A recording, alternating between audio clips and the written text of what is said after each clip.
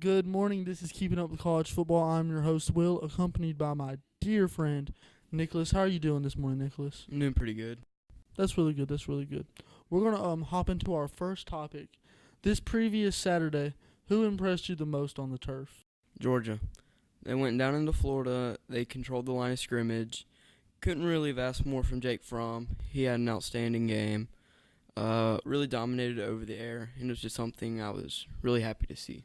Yeah, I'm very impressed by the way Jake Fromm bounced back from a tough South Carolina loss, and he really played terrible.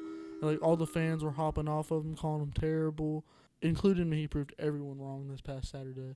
And if Georgia keeps playing the way they play, they'll end up in a good spot by the time in December when the Final Four comes out. So, hopping into this next Saturday, we have possibly one of the biggest games ever to be played in college football. It's really hyped up. Joe Burrow versus Tua Tagovailoa. Alabama versus LSU down in Tuscaloosa. What are your predictions for that game? I think I got Alabama winning. They haven't had a challenge the whole year, and it's in Tuscaloosa, which is a huge factor. And if Tua is going to play, I just don't see LSU overcoming their offense and their defense. Yeah. I think a big thing people are forgetting, because there's a lot of hype around LSU, around Joe Burrow. He's had a great year, and he deserves that hype. But they're forgetting who's that coach on the other sideline. You don't mess around with Nick Saban. Nick Saban turned around the Alabama program about 10 years ago, and this has been the best 10 years for a program in college football that Alabama has made. And every time they have been doubted, they have not played a good schedule, and they've played rough. But when crunch time comes, they play great, and they play up to expectations, and they do enough to win the game. I agree.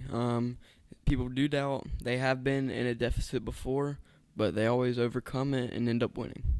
All right, one more last topic. We're gonna what are your final three Heisman finalists?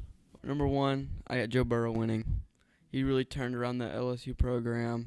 I haven't seen any doubt when I watch him. He's just the number one for me. Yeah, he plays with confidence, and he trusts his receivers. And you can't be a good quarterback if you don't trust your receivers. You always have to pick your receiver over that corner, no matter who's lined up on the other sideline. Because if you don't have faith in your receivers aren't going to have faith in you. Number two, I got Chase Young. Outstanding defensive end. He will never win, because a defensive lineman it just wouldn't happen. Honestly, I don't think a receiver has ever won it, but yeah. I mean, to me, it's a little biased, because should quarterbacks really ever beat another position just because they do a lot more? Yeah, I feel that. Who's your third? Justin Fields.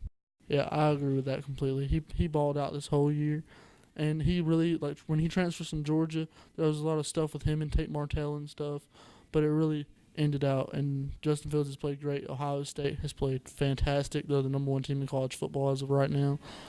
And on that note, we'll call it a morning. Thanks for listening.